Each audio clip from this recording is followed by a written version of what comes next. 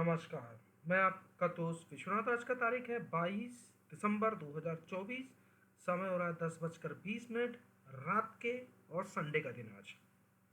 अब हम यहाँ पे धन बैंक के ऊपर थोड़ा से चार्ट एनालिसिस करेंगे। एनालिसिस करने के पहले डिस्क्रिप्शन बॉक्स में डिस्क्लेमर दिया रहता है, उसको पढ़ना जरूरी है। उसके बाद ये आप मेरा वीडियो देखिएगा। वीडियो अच्छा लगा हो तो लाइक का बटन जरूर दबा देना, ठीक है। चलो, यहाँ पे एक पेनी स्टॉक यानी धन बैंक भी एक पेनी स्टॉक है। अगर आप देखेंगे तो जब इसका ओपनिंग हुआ था 2004 में, तब इसका रेट कितना था? 22 रुपए था, ठीक है। तो अब ये जो 22 रुपए है ना, अब ये आपका स्टॉप लॉस होनी चाहिए, ठीक है। यहाँ पे मैं लाइन खींच देता हूँ। ये जो 22 रुपए है, यहां से ये ब्रेकआउट दिया था, ठीक है। 22 रुपए से ये ब्रेकआउट दिया था दोस्तों, और अभी 42 रुपए चल रहा है, ठीक है। थोड़ा सा एनालिसिस करते हैं तो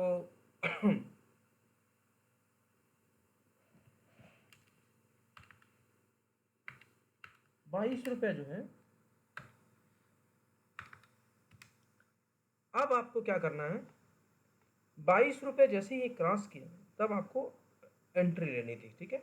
यानी ये जो लेवल है, ये इस अपने जो पुराने लेवल को इसने ब्रेक किया है। 25 रुपए इसका पुराना लेवल था, तो 25 रुपए इसका पुराना लेवल था। तो हम कैलकुलेशन कर लेते हैं। तो एग्जैक्ट 41 जो लेवल है, नेक्स्ट टारगेट इसका कितना था? 41, ठीक है।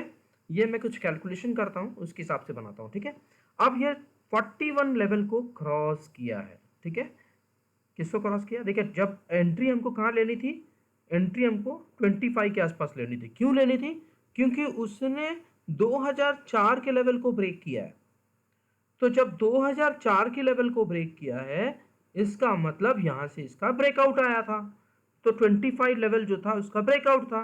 अगर आपने एंट्री की तो बढ़िया, अगर आप एंट्री नहीं किए तो बता नहीं सकते, ठीक है। तो अब ये 25 को जैसे ही क्रॉस किया तो मेरा कुछ कैलकुलेशन के अनुसार 41 इसका टारगेट था, तो एक्चुअल 41 में अभी खड़ा है, ठीक है। 41.82 पे खड़ा है। अब अगर ये 41 क्रॉस करता है तो फिर मेरा नेक्स्ट लेवल आ जाएगा। अगर मैं कैलकुलेशन करूं तो मेरा नेक्स्ट लेवल है 73, ठीक है। कितना है? 73। अब जरा कैंडल में चेक कर लेते हैं, क्या ये 73 टच किया था? तो ये गया था करीब करीब 59, यानी राउंड फिगर में 60 तक गया था। 60 के बाद फिर से ये टर्न हो गया, ठीक है। कोई बात नहीं। तो 41 जैसे ये क्रॉस करेगा, 41 क्रॉस कर चुका है।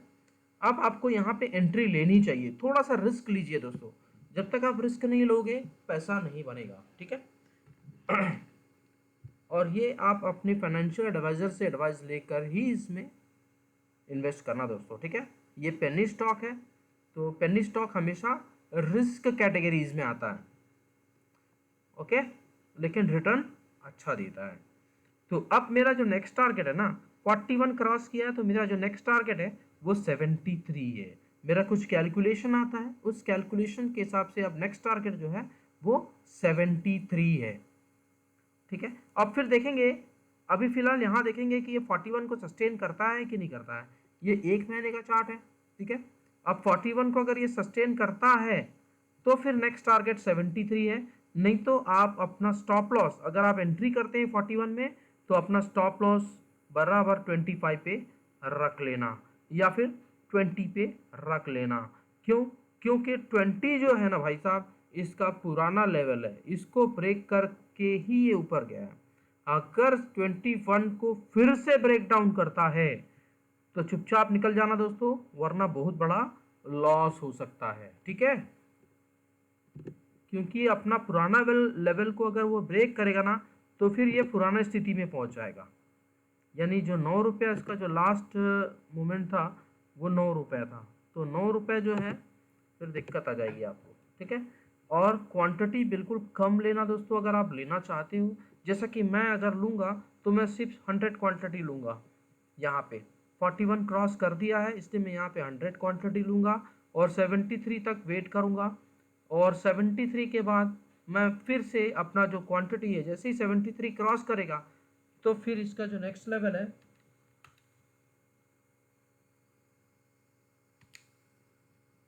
फिर इसका डबल चला जाएगा 137। फिर इसका जो नेक्स्ट लेवल आ जाएगा 137। मैं पहले ही आप लोगों को यहाँ पे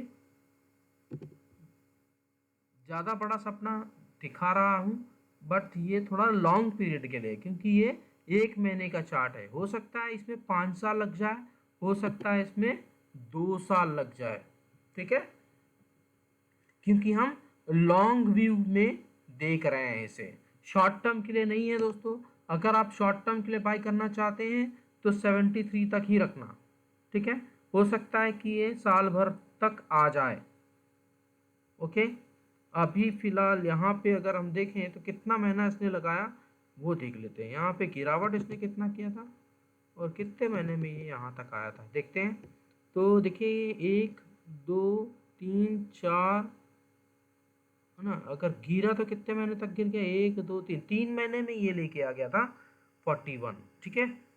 तो फिर ये हो सकता है कि ये अगला 3 महीने में ये 76 पहुंचा दे, ठीक है। क्योंकि यहाँ पे अगर इस जगह पे देखेंगे ना आप, ये वाला लाइन दिखा देता हूँ, देखिए ये वाला जो लाइन है ना, ये वाला, ये जो गिरा है, ये वाला जो लाइन दिख रहा है आपको, इसकी गिरावट की लाइन है। तो जब इसने 73 को ब्रेक किया तो 3 महीने में ये 41 लेकर आ गया था। तो यही केस में अब जब ये 41 क्रॉस करेगा तो ये 3 महीने में मुझे ऐसा लगता है 73 टच कर देना चाहिए, ओके। और फिर उसके बाद 137 कितने महीने में गिरा दोस्तों, 1 2 3 4 5, अगर फिर यहाँ से अगर हम लेते हैं तो 1 2 3 4 5, 5 महीने में ये 73 लेकर आ गया था। तो जैसे ही ये 73 क्रॉस करेगा तो मुझे लगता है 6 से 7 महीने के अंदर ये आपको 137 दिखा देगा, ठीक है। क्योंकि ये हमको पास्ट का बता चुका है कि ये पास्ट में क्या इसने काम किया है, वही हम आइडिया लेकर फ्यूचर के लिए हम सोच रहे हैं। समझ रहे हो ना आपको। तो लेवल निकालने का यही एक तरीका है, क्योंकि पिछले बार वो कितने टाइम पे गिरा था इस लेवल तक, तो हो सकता है इस लेवल को पहुंचने में भी उतना टाइम वो लगा दे, ठीक है दोस्तों। तो यहाँ पे मैं लिख देता हूँ ताकि आपको थोड़ा सा समझने में आसानी हो, ठीक है। ये इसका पहला टारगेट था, ये पहला टारगेट था, फर्स्ट टारगेट जो अचीव हो चुका है, ठीक है। फर्स्ट टारगेट 41 अचीव, मैं लिख देता हूँ, ठीक है, अचीव। किसका अचीव हुआ फर्स्ट टारगेट, ये 25 को जब ब्रेकआउट दिया था ना उसका अचीव हुआ, ठीक है। ये ब्रेकआउट पॉइंट कहाँ था, बी आर ब्रेकआउट, ब्रेकआउट कहाँ से था, 25 से था, ठीक है। तो 25 से जब ब्रेकआउट हुआ तो मैंने कुछ कैलकुलेशन किया और उस कैलकुलेशन से मेरा निकल कर आया 41, और इसने 41 के टारगेट को अचीव कर दिया, ठीक है। अब 41 फिर से ये ब्रेक करेगा तो फिर मेरा जो नेक्स्ट टारगेट है वो है 73। तो मैं यहाँ पे लिख देता हूँ 73 जो मेरा नेक्स्ट टारगेट है।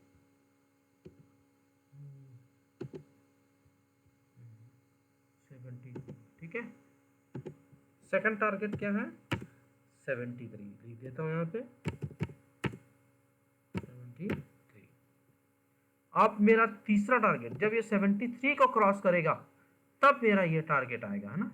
मैं बड़ा, ये थोड़ा सा लंबा व्यू के लिए मैं बता रहा हूँ, ठीक है। तो फिर भी मैं यहाँ पे लिख देता हूँ थर्ड टारगेट जो मेरा है 137, ठीक है दोस्तों। तो बहुत ही सिंपल जो चार्ट रीडिंग है उस चार्ट ट्रेडिंग को मैं आपको यहाँ पे सिखा रहा हूँ, क्योंकि आप अगर आप देखेंगे ना तो 10 EMA, 20 EMA और 50 EMA, ये 100 EMA को ब्रेक कर दिए हैं ऊपर, यानी मूवमेंट जो है वो चेंज हो गया है। देखिए आप यहाँ पे देखेंगे ना, ये 100 EMA है, ये ऑरेंज कलर का जो है वो 100 EMA, तो 100 EMA, फिर 50, फिर 20, फिर 10। इसका मतलब यहाँ पे क्या था दोस्तों, यहाँ पे क्या था, डाउन ट्रेंड था। ठीक है, क्यों डाउन ट्रेंड था, क्योंकि 100 EMA ऊपर था, फिर 50 आया, फिर 20 आया, फिर 10 आया, तो ये ऑपोजिट में था, इसलिए डाउन ट्रेंड कहलाता है। अब देखिए ये यहाँ पे ट्रेंड चेंज हो गया है, अब 10 आ गया है, 20 आ गया है, अब जाके 50 100 को क्रॉस किया है। ठीक है, तो यहाँ इसका मतलब ये पॉजिटिव हो रहा है, धीरे धीरे पॉजिटिव में जा रहा है। ओके, तो बस हमको स्टॉप लॉस रखना है। 25 इसका ब्रेकआउट है, तो थोड़ा सा नीचे यानी 24 या 23 के आसपास आप ब्रेकआउट स्टॉप लॉस लगा देना। ओके, कितना, 23 पे आप स्टॉप लॉस रख देना। तो मैं लिख देता हूँ तो थोड़ा सा आसानी होगी, मैं लिख देता हूँ स्टॉप लॉस आपको कहाँ रखना है, 23 पे स्टॉप लॉस 23। और जिसको अपना पैसा बचाना है वो क्या कर सकता है, 36 के आसपास रख सकता है, यानी थोड़ा सा लॉस लेके निकल सकता है। तो जिसको पैसा बचाना है वो 36 पे स्टॉप लॉस रख लेना, और जो रिस्क ले सकता है वो 23 पे स्टॉप लॉस रख लेना। ठीक है दोस्तों, तो ये था धन बैंक का चार्ट एनालिसिस अच्छा लगा तो लाइक का बटन जरूर दबा देना दोस्तों। तो देखिए वीडियो देख तो लेते हो लेकिन लाइक का बटन नहीं करते हो, दबाते नहीं हो। ठीक है, तो प्लीज़ लाइक का बटन जरूर दबा दो और चैनल को सब्सक्राइब कर दो, ताकि जब भी लेटेस्ट न्यू वीडियो डालूंगा आपको नोटिफिकेशन में शो होगा, है ना। तो बस थैंक यू वीडियो देखने के लिए, थैंक यू वेरी मच।